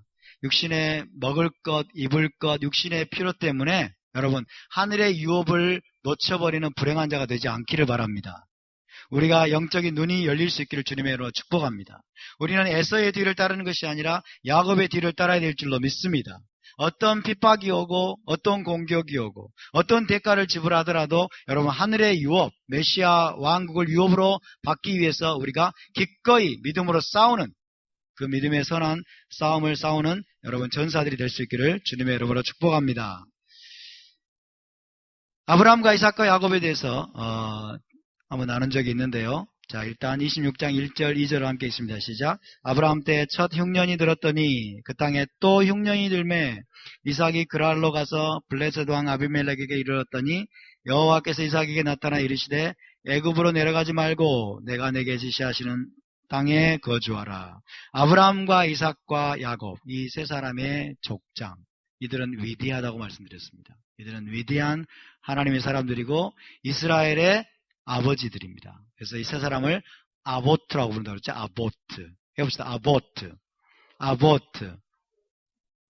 세 명의 족장들입니다. patriarchs라고 하는 영어로는 세 명의 족장들, 이스라엘의 세 영적 아버지들. 그래서 하나님은 아브라함과 이삭과 야곱의 하나님이라고 자기의 영원한 칭호를 그렇게 정해졌다고 말씀드렸습니다. 유대 전통에서 아브라함과 이삭과 야곱이 세 가지 덕성을 대표한다고 말씀드린 적이 있는데 다시 한번 보겠습니다. 아브라함은 헤세드를 대표합니다. 아브라함은 헤세드, 세 가지 덕성 중에 헤세드, 인애, 언약적인 헌신, 그렇죠? 하나님과 언약을 맺고 그 언약에 헌신된 삶을 살았던 헤세드를 대표하고, 이삭은 게브라, 힘과 용맹, 강함을 대표합니다. 힘과 용맹, 강함. 이삭은 별로 힘이 없는 것 같은데 그렇지만 이삭의 순종이 파워라는 것입니다. 힘과 용맹과 강함을 대표합니다. 게브라. 그 다음에 야곱은 에메트를 대표합니다. 에메트 혹은 티프에레트입니다. 티프에레트, 영광, 광채. 또 에메트, 진리를 향한 사랑과 열정. 진리를 향한 사랑과 열정. 그죠? 장자권을 취하려고 했던, 이것은 이 장자권이 진리이기 때문에 그런 거예요. 참된 것이기 때문에. 그래서 진리를 향한 사랑과 열정을 대표하는 인물이 바로 야곱이다. 그래서 아브라함과 이삭과 야곱이 지녔던 이 놀라운 영적인 미덕, 영적인 덕성, 이것을 본받기를 유대인들은 너무나 사모합니다. 저와 여러분도 그렇게 될 수 있기를 바랍니다. 우리가 아브라함의 자손입니까? 우리가 이삭의 자손입니까? 야곱의 자손입니까? 그렇다면 이들이 지녔던 영적인 덕성들을 저와 여러분도 여러분 취하면서 갈 수 있기를 바랍니다. 헤세드와 게브라와 에메트. 그리고 이삭의 모습을 보면요, 이삭은 또 거의 자기 아버지와 똑같은 삶의 여정을 걸어갑니다. 잉태치 못하는 여인과 결혼했고 기적적으로 출산합니다. 두 아들을 낳고 장자권은 둘째에게 물려줍니다. 아브라함과 똑같죠? 아내를 자기 누이라고 거짓말합니다. 똑같습니다. 아브라함 때처럼 그 땅에서 기근을 겪습니다. 이것도 똑같아요. 브엘스바에서 아비멜렉과 계약을 맺습니다. 아브라함과 똑같아요. 그래서 아버지와 아들은 하나라는 것을 보여줍니다. 그래서 아브라함은 사실 하나님 아버지를 보여주는 인물이라고 한다면, 이삭은 누구를 보여주는 인물입니까? 그 아들 예슈아를 보여주는 인물이세요. 할렐루야. 그래서 예수라고 뭐라고 말씀합니까? 아버지께서 보여주시지 않으면 아무것도 할 수 없다라고 말하죠. 아버지와 나는 하나이니라 라고 말씀하죠. 그래서 그것을 아브라함과 이삭의 모습에서 우리가 그것을 또 엿볼 수가 있습니다. 그러니까 토라는 정말 메시아를 보여주도록 하기 위해서 기록된 것이 바로 토라입니다. 토라를 통해서 여러분 예수와를 더 알아갈 수 있기를 바랍니다. 자, 하나님이 이삭에게 이렇게 지시했습니다. 내가 지시하는 땅에 거주하라. 이 땅을 떠나지 말아라. 다 26장 2절 하반부에 보시면 애굽으로 내려가지 말고 내가 내게 지시하는 땅에 거주하라. 어디에 거주하라? 가나안 땅에 거주하라는 뜻입니다. 가나안 땅에. 그래서 이삭은 약속의 땅을 떠나지 말라는 지시를 받습니다. 가나안 땅을 떠나지 말라는 지시를 받습니다. 이것은 하나님의 특별한 의미를 지니고 있는 명령입니다. 자, 이삭이 어떤 전제로 선택했냐면 이삭은 완전한 번제물로 성별이 됐어요. 창세기 22장에서 번제물, 하나님께 바쳐진 완전한 번제물로 이삭은 선택을 받고 성별이 됐습니다. 그래서 하나님께 드려진 번제물은 제2성경에 보면 예루살렘 성전 밖으로 나갈 수가 없어요. 하나님께 드려진 번제물은. 근데 이때는 예루살렘 성전은 없었기 때문에 하나님께서 이삭을 완전한 번제물로 성별하셨기 때문에 이스라엘 땅 밖으로 나가지 말라는 거예요. 약속의 땅, 거룩한 땅이죠. 약속의 땅은. 거룩한 땅 밖으로 너는 나가지 말라. 이렇게 말씀하신 거예요. 왜요? 너는 내게 바쳐진 완전한 번제물이기 때문에. 그럼으로써 누구를 또 보여주는 거예요? 메시아를 보여주는 거죠. 할렐루야. 그래서 완전한 번제물로 드려진 이삭은 거룩한 땅을 떠날 수 없다는 것을 하나님이 보여주십니다. 그래서 너는 애굽으로 내려가지 말라. 아버지처럼 애굽으로 내려가지 말고 내가 내게 지시하는 땅에 거주하라고 말씀하세요. 자, 블레셋 땅 그랄로 갔습니다. 이삭이. 자, 이 그랄 땅은 약속의 땅의 경계선 안에 위치한 곳이에요. 가나안 땅의 경계선 안에 위치한 곳으로서 그랄 거주는 허락이 됩니다. 그랄에 거주하는 것은 허락이 되지만은 애굽으로 내려가는 것을 하나님이 금지하세요. 이 애굽과 바벨론이 소위 세상을 상징하죠. 그래서 애굽의 그 정체성을 취하지 말라는 뜻입니다. 더럽히지 말라. 예수와를 보겠습니다. 우리 주 예수와는 완전한 번제물로 하나님께 드려진 분이십니다. 그래서 이 예수와는 거룩한 땅 이스라엘을 그분도 떠나지 않으셨어요. 우리 주님도 이삭과 같이, 그렇죠? 이삭과 같이 이스라엘 땅을 한 번도 떠나지 않으셨다. 이 말은 무슨 말이냐면 예수와께서 유대적인 정체성을 버린 적이 없으시다는 뜻입니다. 예수와의 유대적인 정체성을 버린 적이 없고 그 다음에 그분은 이스라엘의 메시아시라는 거예요. 그리고 그분은 완벽한 토라 준행자이십니다. 샤밧과 절기 그리고 모든 토라를 완벽하게 준행했던 이스라엘의 메시아이시고 그리고 그분은 유대인이십니다. 할렐루야. 이것을 버린 적이 없다는 뜻이에요. 이스라엘 땅을 떠났다는 말은 그런 의미를, 영적인 의미를 가지고 있다고 할 수 있겠습니다. 그래서 예수와는 이삭과 같은 완전한 번제물로서 이스라엘 땅을 떠나지 않으셨다. 하나님이 이삭에게 나타나십니다. 26장 2절을 함께 읽어볼까요? 시작. 여호와께서 이삭에게 나타나 이르시되. 이삭에게 처음으로 나타난 사건이에요. 하나님 이삭에게 처음으로 나타난 사건이에요. 하나님은 이때만 해도 아무에게는 안 나타나십니다. 이삭에게 나타나신 사건은 뭐냐면 아브라함의 유업을 이을 계승자가 이삭이라는 것을 하나님이 확증해 주기 위한 거예요. 확증으로서 하나님이 이삭에게 나타나셨어요. 그래서 이제 아브라함의 시대가 막을 내립니다. 아브라함이 여전히 살아있었지만은 아브라함의 시대가 막을 내리고 이제 이삭의 시대가 그 언약의 계승자인 이삭의 시대가 이제 시작되었음을 하나님이 확증해 주시기 위해서 이삭에게 나타나세요. 이삭에게 나타나시고 말씀하세요. 그렇죠? 하나님이 아브라함에게 나타나시고 이삭에게 나타나시고 야곱에게 나타나세요. 그리고 말씀하세요. 엄청난 계시들을 열어주십니다. 그래서 세 명의 족장은 누구예요? 선지자들이에요. 세 명의 족장은 가장 기본적으로 선지자들입니다. 하나님과의 깊은 만남이 있었기 때문에. 자, 26장 3절에서 5절을 함께 있습니다. 시작. 이 땅에 거류하며 내가 너와 함께 있어 내게 복을 주고 내가 이 모든 땅을 너와 내 자손에게 주리라. 내가 내 아버지 아브라함에게 맹세한 것을 이루어 내 자손을 하늘의 별과 같이 번성하게 하며 이 모든 땅을 내 자손에게 주리니 내 자손으로 말미암아 천하 만민이 복을 받으리라. 이는 아브라함이 내 말을 순종하고 내 명령과 내 계명과 내 율례와 내 법도를 지켰음이라 하시니라. 아브라함에게 하셨던 언약적인 여러분 약속을 그대로 이삭에게 지금 하고 있는 말씀, 이삭에게 주시는 말씀입니다. 그래서 아브라함의 언약의 계승자가 이삭이라는 사실을 하나님이 확증해주고 계십니다.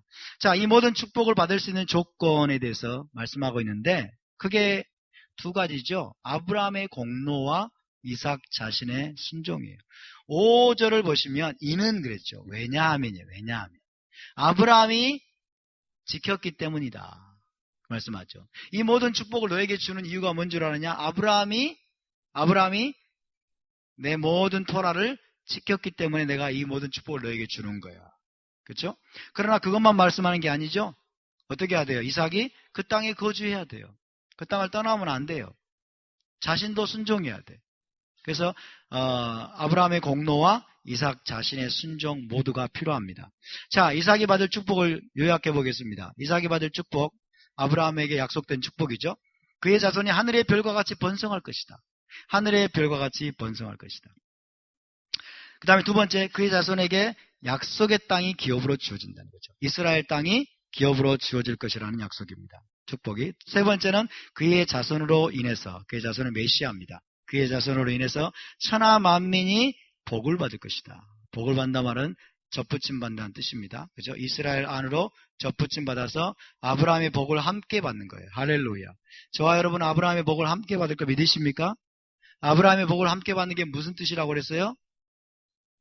무슨 뜻이라고 했어요? 아브라함의 복을 함께 받는다는 뜻이 이스라엘 땅을 메시아 왕국을 기업으로 받을 것이라는 거예요.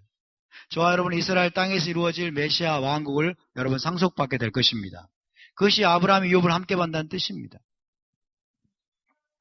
그래서 그의 자손으로 메시아로 말미암아 천하 만민이 그런 복을 받을 것이라고 말씀하고 계십니다. 이 축복의 근거가 두 가지예요. 이삭이 이 축복을 받을 수 있는 근거. 첫 번째는 아브라함의 공로 때문에 그렇습니다. 아브라함의 공로. 하나님과 맺은 언약에 아브라함이 신실하게 순종했기 때문에. 그렇죠? 아브라함의 순종이 중요합니다. 하나님과 맺은 언약에 아브라함이 신실하게 순종하면서 하나님의 말씀을 순종하고 명령과 계명과 율례와 법도를 지켰다는 거예요. 두 번째는 아브라함의 공로뿐만 아니라 이제는 이삭 자신의 순종이 필요합니다. 아브라함의 공로가 아무리 뛰어나도 이삭이 순종하지 않으면 어떻게 될까요? 안 되겠죠? 그렇죠? 아브라함의 순종은 반드시 이삭 자신에게로 이어져야만 됩니다. 이것이 사실은 성경의 원리입니다. 여러분이 지금 토라를 준행하고 있어요. 여러분이 지금 하나님의 명령에 순종하고 이 언약을 붙들고 있어요. 여러분 이 순종의 공로로 인해서 여러분의 자녀가 축복을 받을 것입니다. 여러분의 자녀가 여러분의 순종의 공로로 축복을 받을 것인데 그 말은 여러분의 자녀가 토라를 지킬 필요가 없다는 뜻입니까? 그렇지 않습니다. 그렇죠? 저와 여러분이 먼저 토라에 순종하고 언약을 지킬 때 그 공로로 인해서 자녀들에게 여러분 복이 흘러가게 되지만은 더불어서 이 우리의 자녀들도 자기 자신들이 또 순종하는 자가 돼야 됩니다. 할렐루야. 이게 성경 전체의 메시지예요. 우리가 받을 축복이 똑같습니다. 첫 번째, 예수와의 순종과 십자가의 죽으심으로 우리가 축복을 받아요. 할렐루야. 예수와의 순종, 그분이 순종하셨어요. 십자가에서. 예수와께서 아버지께 죽기까지 순종하시고 계속 사역을 십자가에서 완성하신 공로로 우리가 복을 받는 걸 믿으시기 바랍니다. 그래서 우리가 죄사함 받고 구원을 받았어요. 그러나 그게 전부냐는 거죠. 그것만이 아니고 두 번째로 이것은 예수와의 순종은 우리의 순종으로 이어져야 됩니다. 할렐루야. 예수와의 순종이 너무 중요해요. 그분이 죽기까지 순종하셨어요. 아버지께. 그로 인해서 여러분 그분을 믿는 자마다 복을 받고 죄사함을 받고 영생의 축복이 주어지게 됩니다. 그럼에도 불구하고 예수와의 순종은 저와 여러분 개개인의 순종으로 이어져야 될 줄로 믿습니다. 우리가 하나님의 명령과 계명과 율례와 법도에 순종하는 그 삶에서 벗어나지 않기를 바랍니다. 할렐루야. 그래야 아브라함의 복을 함께 누리게 됩니다. 그래서 하나님 명령하시는 거예요. 이 땅을 떠나지 말아라. 이 땅에 거주하라. 이 땅에 거주하면 내가 이런 복을 줄 것이다. 그렇게 말씀하고 있습니다. 자, 순종의 보상입니다. 이삭이 순종했을 때 어떤 보상이 따랐는가? 26장 12절에서 14절 시작. 이삭이 그 땅에서 농사하여 그 해에 100배나 얻었고 여호와께서 복을 주심으로 그 사람이 창대하고 왕성하여 마침내 거부가 되어 양과 소가 떼를 이루고 종이 심이 많음으로 블레셋 사람이 그를 시기하여. 이삭이 하나님의 그 말씀에 순종합니다. 가뭄이 그 땅에 여러분 들었어요. 기근이 들었어요. 가나안 땅에 전체적으로 기근이 들었어요. 그래서 그랄 땅으로 내려갔는데 그 땅 그것도 기근이에요. 왜? 함께 가나안 땅이기 때문에. 그래서 애굽 땅으로 내려가자는 어떤 유혹을 받았지만은 하나님이 내려가지 말라고 말씀했어요. 그러니까 여러분 이삭이 순종했습니다. 순종했더니 그 땅에서 농사를 짓고 그의 100배나 얻었어요. 이것이 바로 순종의 보상입니다. 할렐루야. 이삭이 번성하게 됐어요. 100배를 히브리어로 메아시아림이라고 해요. 메아시아림. 한국어가 메아시아림. 예, 100배란 뜻이고, 메아시아림은 100개의 문이란 뜻도 있어요. 100개의 문. 100배의 수확을 거두게 됐습니다. 100배의 수확. 100배의 수확이 성경에도 어디 나올까요? 복음서에 나오죠? 그렇죠? 좋은 땅에 말씀의 씨앗이 뿌려지게 되면 저와 여러분도 100배의 열매를 맺을 수 있음을 믿으시기 바랍니다. 혹 100배, 혹 60배, 30배 이야기잖아요. 그렇죠? 그러니까 100배의 수확을 거두게 되었습니다. 여호와께서 이제 복을 주십니다. 아브라함 언약을 계승한 이삭의 순종은 여러분 기적적인 축복을 가져오게 됩니다. 하나님께서 그를 창대하고 왕성하고 거부가 되게 하셨어요. 어디에서? 그랄 땅에서. 그렇죠? 그랄 땅에서. 그랄 땅은 블레셋 땅입니다. 이방 땅입니다. 그래서 이것이 바로 이방 땅에서 번성하는 이스라엘 민족의 역사를 보여줍니다. 이스라엘 민족의 역사가 바로 이거예요. 이방 땅에서 번성합니다. 다 이스라엘 땅에서 쫓겨나가지고 번성하죠. 유대인들은 이스라엘 땅에서 쫓겨나서 고통스러운 포로 생활을 2000년 넘게 해왔습니다. 3000년, 4000년. 고통의 포로 생활을 해왔지만은 하나님의 도우심으로 이방 땅에서 유대인들은 창대케 되고 왕성케 되고 번성하는 축복을 누려왔습니다. 세계적인 부를 유대인들은 거머쥐고 늘 이런 역사를 거쳐왔습니다. 그러나 여기서 한 가지 더 우리가 알아야 될 것은 여러분 이방 땅에서 유대인들이 이스라엘 민족이 번성하게 되는데 무엇과 함께 이것이 번성이 오게 되냐면 시기 질투가 오게 된다. 시기 질투. 그래서 시기 질투가 함께 옵니다. 기적적인 번성의 축복과 더불어 시기 질투의 대상이 되어서 많은 고통을 함께 받게 되는 그 그림이 여기에 나오고 있어요. 이미 26장 12절부터 14절에 이미 나오고 있어요. 14절을 함께 읽을까요? 시작. 양과 소가 때를 이루고 종이 심이 많으므로 블레셋 사람이 그를 시기하여. 그렇죠? 열방의 나라들이 지금 여러분 이스라엘 유대인들을 시기 질투할 것을 미리 보여주고 있는 거예요. 그래서 블레셋 사람들이 시기합니다.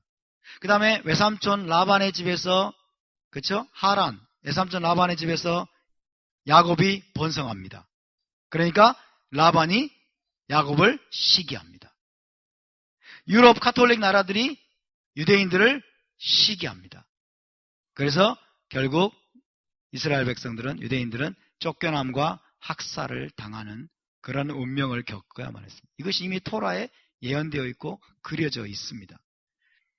아비멜렉이 말합니다. 우리를 떠나라고 말합니다. 우리를 떠나라. 이것이 유럽인들의 말 속에서 그대로 공명이 됩니다. 아비멜렉이 우리를 떠나라. 이삭에게 그렇게 말했던 것처럼 유럽인들도 동일한 말을 했어요. 유럽인들의 말은 한마디로 요약됩니다. 유대인은 우리 가운데 살 권리가 없다. 그러다가 점점 이게 짧아져가지고 나중에는 유대인은 살 권리가 없다. 그렇죠? 유대인은 우리 가운데 살 권리가 없다. 우리 가운데란 말을 빼버려요. 나중에는. 유대인은 그래서 살 권리가 없다. 그래서 나중에 홀로코스트, 학살, 모든 유대인들을 다 죽여버리는 그런 프로젝트를 가동하게 되죠. 벌써 여러분 26장에서 이것이 예언되어 있는 것입니다. 시기 질투로 말미암아 유대인들의 번성과 또 유대인들의 받은 축복으로 말미암아서 유대인들이 가지고 있는 엄청난 돈을 이제 다 그러면서 여러분 몰수합니다. 몰수. 러시아 정부가 몰수하고 그 다음에 독일 정부가 다 몰수하고 이것들을 다 몰수해가지고. 그래서 순종에는 이런 보상에 따르고 또 이런 시기 질투까지 따른다는 것을 토라는 보여주고 있습니다. 이 모든 시기 질투 과정 속에서 여러분 이삭의 전략은 우물파기 전략입니다. 따라서 우물파기 전략. 이 모든 것들을 돌파해내는 여러분 이 모든 것을 뚫고 이기는 전략으로서 이삭이 가동했던 것은 우물 파기 전략이었어요. 저와 여러분도 우물 파기 전략에 더욱더 몰두할 수 있기를 바랍니다. 그럴수록 우리는 우물을 파야 됩니다. 자, 26장 18절 시작. 그 아버지 아브라함 때에 팠던 우물들을 다시 팠으니 이는 아브라함이 죽은 후에 블레셋 사람이 그 우물들을 메웠습니다. 이삭이 그 우물들의 이름을 그의 아버지가 부르던 이름으로 불렀더라.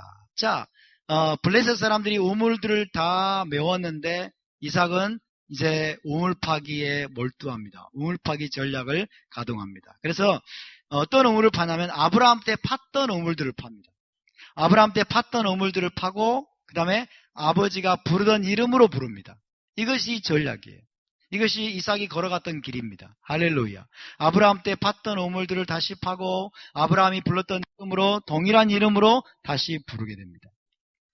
광야에서 여러분 우물은 생명과도 같은 것이에요. 자, 한번 생각해 보세요. 이삭이 거부가 됐어요. 양떼와 소떼가 심히 많아졌어요. 가족들도 심히 많았겠죠. 종들도. 그럼 얼마나 많은 물이 필요하겠습니까? 우물을 안 파고는 살 수가 없어요.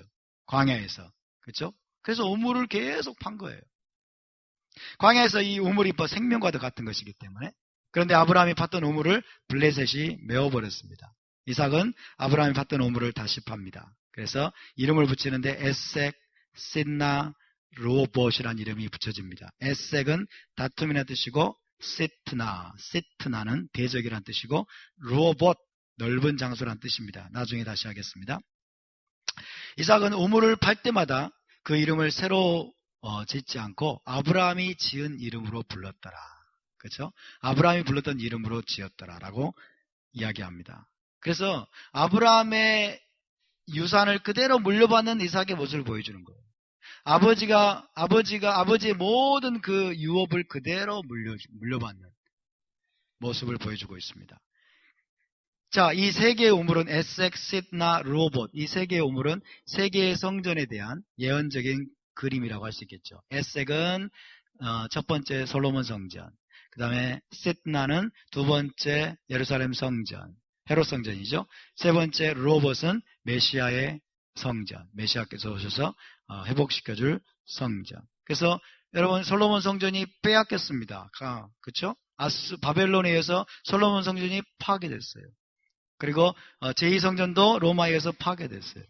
그러나 마지막 성전은 여러분 빼앗기지 않을 것입니다.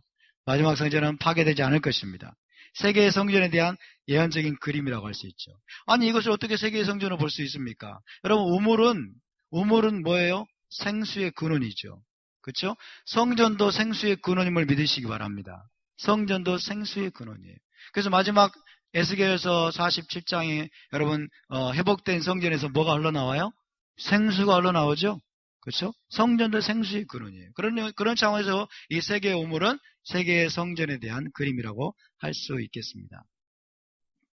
자, 아브라함의 우물이 나오고 있는데 여러분, 아브라함의 우물은 우리가 어떻게 해석할 수 있냐면 아브라함으로부터 전해 내려오는 숨겨진 진리의 샘물이다, 이렇게 해석할 수 있어요.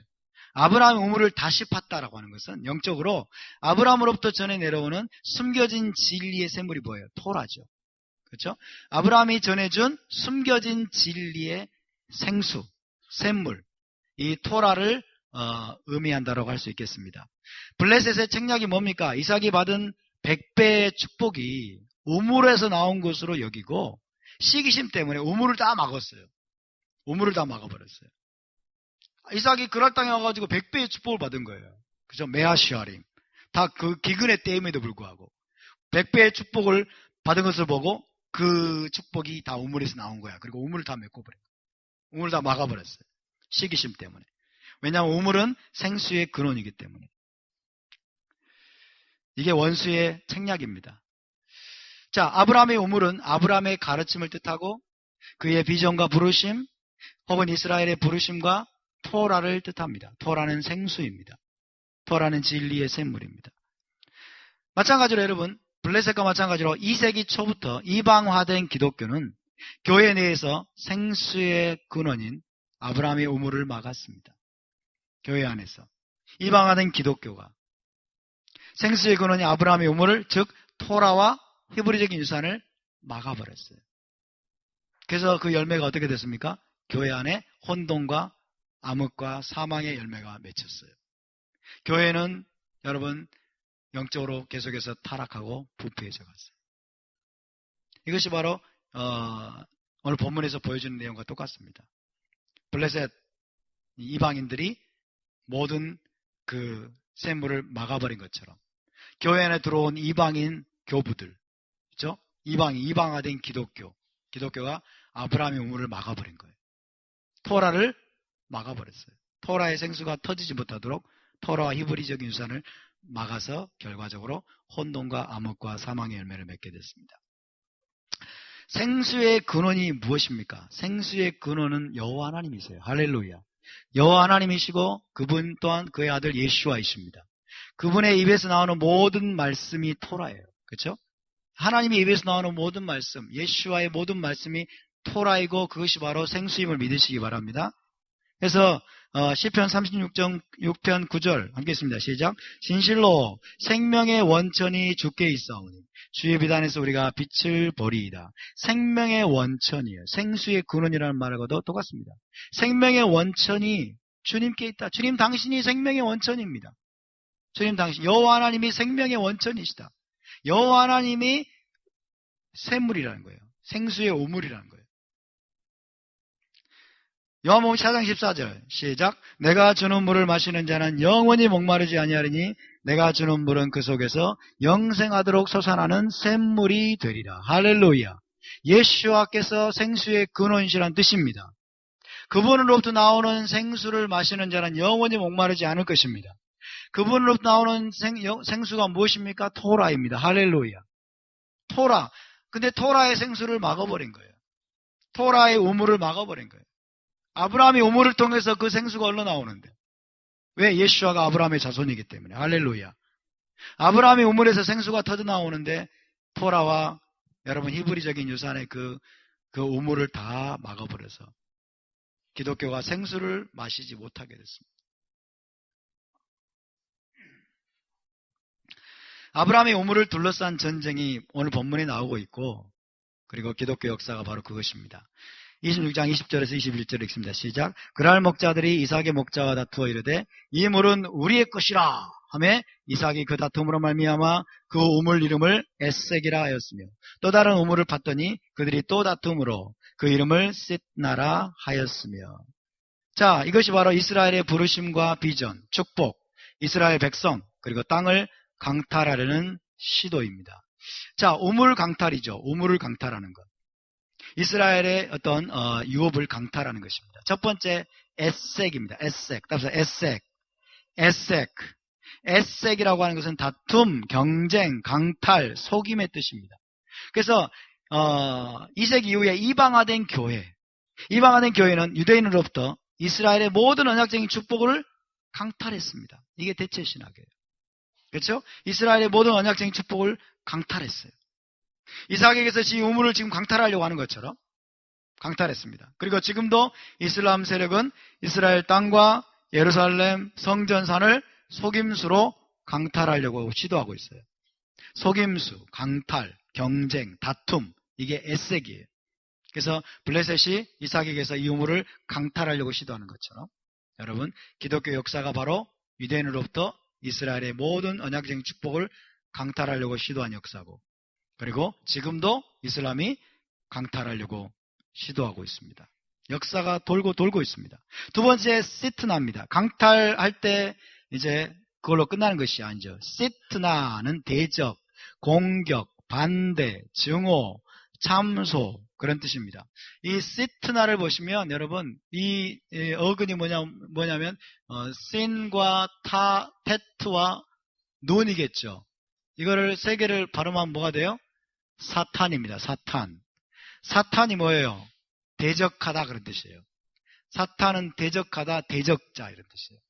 그래서 대적, 시트나는 대적, 공격, 반대, 증오, 참소예요. 그래서 강탈할 때는 반드시 뭐가 따르냐면 증오와 참소가 따릅니다. 증오와 참소로 대적하는 거예요. 그래서 수세기 동안 이스라엘은 저주받은 민족, 그리스도를 살해한 자, 크라이스트 킬러스, 팔레스타인 땅의 점령자, 지금도 점령자라, 팔레스타인 땅을 점령하고 있는 점령자라고 하는 이런 증오와 참소의 말들을 유대인들은 계속해서 들어왔고 지금도 듣고 있습니다. 지금도 듣고 있어요.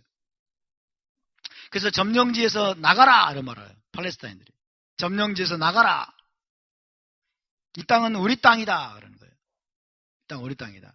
에색과 시트나. 이것이 여러분 이스라엘의 역사고 또 지난 2000년의 역사였고 지금도 이 일은 계속되고 있습니다. 언제까지 계속될까요? 르호봇이 발견될 때까지. 할렐루야. 르호봇입니다. 세 번째, 르호봇. 르호봇은 넓은 장소란 뜻입니다. 넓은 장소. 이 르호봇에 대해서 성경은 뭐라고 되어 있냐? 이삭이 직접 팠다라고 되어 있습니다. 이삭이 팠다라고 되어 있습니다. 이삭이 직접 팝니다. 이 말은 메시아께서 이 삼성전을 직접 지으실 것을 말씀하고 있습니다. 삼성전을 메시아께서 직접 지으실 것이다. 그래서 이 삼성전은 유대인과 이방인을 수용하기에 충분한 장소가 될 것입니다. 그리고 이 삼성전이 생수의 근원이 될 것입니다. 할렐루야. 거기서 생수가 흘러나올 것입니다. 그리고 온 열방으로 흘러가게 될 것이고 더 이상 시기와 질투와 다툼이 없게 될 것입니다. 할렐루야. 그래서 26장 22절입니다. 시작. 이삭이 거기서 옮겨 다른 우물을 팠더니 그들이 다투지 아니하였으므로 그 이름을 르호봇이라 하여 이르되 이전에 여호와께서 우리를 위하여 넓게 하셨으니 이 땅에서 우리가 번성하리로다. 메시아께서 오셔서 제3성전 세 번째 메시아 시대의 성전을 여러분 짓고 메시아 왕국을 세우게 되면 이제 하나님의 백성이 번성하게 될 것입니다. 그래서 이삭은 여러분 아브라함의 유산을 소중히 여기고 이어받은 상속자예요. 아브라함의 유산을 소중히 여기고 이어받은 상속자.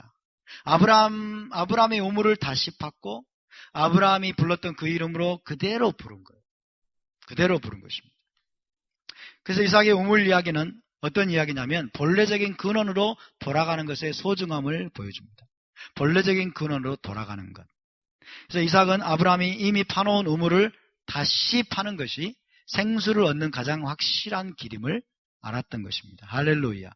새로운 장소가 아니라 아브라함이 이미 파놓았던 우물을 다시 파는 것. 이게 중요한 거예요. 이것이 생수를 얻는 가장 확실한 길이라는 것을 기억하시기 바랍니다. 성경적인 믿음의 길도 똑같습니다. 성경적인 믿음의 길, 저와 여러분이 걸어갈 길도 어떤 새롭고 혁신적인 길이 아니라 옛적 선한 길로 돌아가는 것입니다. 옛적 선한 길로 돌아가는 거예요. 믿음의 아버지들이 파놓은 옛 토라의 우물을 다시 파는 것이 생수를 얻을 수 있는 가장 확실한 길임을 믿으시기 바랍니다. 그래서 우리가 토라와 히브리 뿌리로 돌아가는 것이 중요한 거예요. 원수가 막아버렸습니다. 이방화된 기독교가 이것을 우물을 막아버렸어요. 그리고 지금 어떤 의미에서는 빼앗아 버렸어요. 내 것이다. 이건 우리 거다. 이스라엘은 끝났다. 그러면서 이 우물을 둘러싼 전쟁이 지금까지 진행되어 왔어요. 그래서 교회 안에 생수가 거의 사라졌습니다. 여러분, 우리가 생수를 얻을 수 있는 가장 확실한 길이 무엇이겠습니까? 다시 믿음의 아버지들이 파놓았던, 원수가 막아놓았던 토라와 히브리 뿌리의 우물을 다시 파야 될 줄로 믿습니다. 그 생수를 여러분, 저와 여러분이 취할 수 있기를 바랍니다. 이삭의 길을 우리가 따라갈 수 있기를 바랍니다. 그래서 토라와 히브리 뿌리 회복의 중요성이 바로 여기에 있는 것입니다. 마지막으로 두 나라, 두 민족 간의 갈등에 대해서 오늘 나누고 좀 마치겠습니다. 자, 야곱과 에서, 오늘 본문에서, 오늘 파라샤에서 야곱과 에서의 갈등이 나옵니다. 야곱과 에돔 혹은 에서의 갈등이 나오는데 이것은 이스라엘과 로마의 상징이에요. 야곱은 이스라엘을 상징하고 에돔은 로마로 상징이 됩니다. 로마를 상징하는 것으로 이해할 수 있습니다. 자, 이것이 토라의 구조인데요. 토라에는 두 명의 라이벌이 계속 나옵니다. 그러면서 인류 역사를 보여줍니다. 먼저 가인과 아벨이라는 라이벌이 나오고 니므롯과 아브라함의 또 라이벌이 대조되어 나오고 있습니다. 그럼으로써 의인을 죽이고 하나님께 반항하고 대적하는 이들을 하나님이 보여주고 있어요. 미리. 예표적인 인물로서 가인과 니므롯과 같은 이들은 의인을 죽이는 자예요. 영혼의 사냥꾼이에요. 영혼의 사냥꾼. 그러므로서 하나님을 대적하는 거예요. 하나님께 반항하는 거예요. 그런 예표적인 인물들을 보여줌으로써 인류 역사가 이렇게 진행되고 있음을 우리에게 가르쳐주고 있는 겁니다. 할렐루야. 그리고 세 번째로는 이스마엘과 또 이삭을 보여줍니다. 이스마엘과 이삭도 마찬가지로 두 명의 라이벌이에요. 현재 이스라엘과 아랍의 갈등. 이스라엘은 이삭의 후손이고 아랍은 이스마엘의 후손이에요. 현재 이스라엘과 아랍의 갈등은 아브라함의 장자권을 놓고 벌이는 치열한 전쟁입니다. 자, 아랍인들이 우리 아버지도 아브라함이다 그래요. 우리 아버지도 아브라함이다. 유대인들도 우리 아버지 아브라함이다. 아브라함이 우리에게 물려준 땅이다. 이런 얘기하죠. 그죠? 아랍인들도 우리 아버지 아브라함이다. 그렇게 이야기합니다. 성경에는 이삭이 여러분 모리아 산에서 번제물로 드려졌습니다. 무슬림들은 뭐라고 하는지 아십니까? 모리아 산에서 번제물로 드려진 것은 이스마엘이다. 그런 거예요. 이스마엘이다. 이스마엘이 모리아 산에서 번제물로 드려졌기 때문에 그 땅이 성지가 된 것 같아요. 자기들이 성지로 여긴 것 같아요. 그렇죠? 그래서 아브라함, 이스마엘, 그리고 아랍 자기들이라는 거예요. 그래서 이 땅은 우리 것이라는 거예요. 아브라함이 우리에게 물려준 땅이라는 거예요. 치열한 전쟁입니다. 그러나 우리는 누가 옳은지를 토라를 통해서 여러분 보게 됩니다. 할렐루야. 토라가 없으면 여러분 절대로 알 수 없어요. 왜? 양쪽의 주장이 다르기 때문에. 그렇죠? 얼마나 선전선동을 해야 되고 거짓말을 해야 되는지 아랍인들이. 그러니까 토라에 근거하지 않으면 여러분 절대로 알 수 없습니다. 네 번째 라이벌은 에서와 야곱입니다. 에서와 야곱. 에서는 에돔으로도 불리죠. 에서는 이스마엘의 딸 마할랏이라는 여자와 결혼을 했어요. 에서가 이스마엘 딸과 결혼했다는 것은 뭘 보여주냐면 에서 자손과 이스마엘 자손이 섞여서 아랍인들이 생겨났음을 보여줍니다. 그래서 아랍이라는 단어가 섞였다는 뜻이에요. 섞였다. 그래서 이스마엘 자손과 에서 자손이 섞여가지고 지금 이 무슬림들이 아랍인들이 생겨났습니다. 그래서 에서는 에돔은 전통적으로 야곱을 미워하는 모든 이들을 대표합니다. 야곱은. 그래서 에돔의 후손은 에서의 후손은 한편으로는 아랍인들이에요. 한편으로는 아랍인들이에요. 그래서 아랍인들은 에서의 후손이면서 또한 이스마엘의 후손이에요. 이해되시죠? 한편으로는 에서의 후손이면서 이스마엘의 후손이에요. 그러나 여러분 유대 전통에서 그리고 토라적으로 에돔은 누구냐? 야곱을 미워하는, 야곱을 죽이려고 하고 야곱을 미워하는 모든 이들을 대표하는 이름이 에서예요. 에돔이에요. 이런 이해를 여러분이 가지셔야 되고, 그래서 로마입니다. 로마는 이스라엘을 미워하고 파괴한 대표적인 나라. 이스라엘을 미워하고 파괴한, 그렇죠? AD 70년에 성전을 파괴해버리고 100만 명 이상을 학살했어요. 133년에 바르코크바의 난을 진압하고 또 엄청나게 많은 여러분 유대인들을 죽이고 노예로 만들고 그리고 성전산을 갈아엎어버리고 얼마나 악랄한 짓을 일삼았는지 몰라요. 그래서 로마는 에돔 자손으로 인식됩니다. 로마는 에서 자손이다. 로마가 에돔이다. 그래서 마지막으로 유대민족을 파괴하고 열방에 뿔뿔이 흩어버린 나라가 바로 로마예요. 로마. 그래서 유대인들의 어떤 이제 해석에 따르면 에서의 자손 중에 한 사람이 로마로 건너가서 로마를 건설했다라고 이야기하는 사람도 있습니다. 뭐 그런 것들을 차치하고라도 로마 이꼬르 에서라고 할 수 있어요. 로마는 에돔의 성격을 보여줍니다. 에서의 속성을 보여주는 게 바로 로마예요. 근데 여러분 로마 카톨릭 이런 말을 하죠. 로마 카톨릭. 카톨릭의 본산이 로마예요. 그렇죠? 그리고 전통 기독교는 로마 카톨릭의 절대적인 영향이 있어요. 로마 카톨릭 교리가 기독교 안에 들어와서 거의 로마 카톨릭과 좀 동일시된 부분들이 많습니다. 대표적인 게 반유대주의와 대체신학이에요. 반유대주의와 대체신학에서 유대인들을 증오하고 축출하고 학살하는 만행을 저지른 게 로마 카톨릭이에요. 로마 카톨릭. 그리고 전통 기독교 거기에 동조했습니다. 그 뒤에는 뭐가 있을까요? 에서의 영이 있는 거예요. 에돔의 영 혹은 에서의 영이 그 뒤에 있습니다. 그래서 여러분 반유대적인 기독교 또 로마 카톨릭은 에서와 동일시됩니다. 에돔과 동일시됩니다. 그래서 지금도 유대인들은 기독교를 에돔으로 봅니다. 기독교를 에서로 봅니다. 에돔 자손으로 봅니다. 기독교와 로마를 동일시합니다. 그래서 여러분 기독교가 기독교와 로마 카톨릭의 교리를 끊어버리지 않는다면, 반유대주의와 대체 신학을 철저하게 버리고 토라와 히브리 뿌리로 돌아가지 않는다면, 여러분 기독교를 뒤에서 조종하는 것은 에서의 영이라는 것을 기억하시기 바랍니다. 기독교는 에돔 자손과 동일시되는 운명에서 벗어나지 못할 거예요. 지금 로만 카톨릭을 보십시오. 로만 카톨릭은 바벨론 종교의 본산이에요. 로만 카톨릭의 뿌리는 바벨론 종교예요. 바벨론 종교의 창시는 누굽니까? 니무롯이죠. 그러니까 로만 카톨릭과 니무롯 그리고 에서, 그들이 이어지고 있어요. 에서가 누구예요? 영혼의 사냥꾼이에요. 니무롯 같은 영혼의 사냥꾼이에요. 이것이 로만 카톨릭의 본질입니다. 근데 기독교는 로만 카톨릭의 절대적인 영향하에서 1517년에 종교개혁의 기치를 높이 들었지만은 솔라 스크립투라, 오직 성경으로. 그렇지만은 여전히 버리지 못하고 있는 반유대주의, 대체 신학, 그렇죠? 그리고 율법이 폐해졌다고 하는, 율법이 끝났다고 하는 로만 카톨릭의 칙령이에요. 이게 교황의 칙령입니다. 안식일이 이제는 일요일로 바뀌었다고 하는, 여러분 로만 카톨릭의 뒤를 따르고 있는 거예요. 그래서 유대인들이 왜 기독교를 에돔이라고 이야기하는지, 유대 랍비들이 기독교를 에돔이라고 생각을 하고, 왜 2000년 역사 동안에 유대인들을 악랄하게 죽였어요. 악랄하게 죽였어요. 여러분 유대인들은 로만 카톨릭과 개신교를 구별하지 않습니다. 똑같은 노줄임이에요. 기독교예요, 기독교. 오늘 여러분 이 토라를 통해서 저와 여러분은 에서의 뒤를 따르지 않기를 바랍니다. 에돔의 영을 우리가 끊어낼 수 있기를 바랍니다. 그리고 이삭이 팠던 그 여러분 아브라함의 우물을 다시 파는 일에 저와 여러분이 더욱더 열정을 발휘할 수 있기를 바라고, 무엇보다도 우리가 야아콥이 될 수 있기를 바랍니다.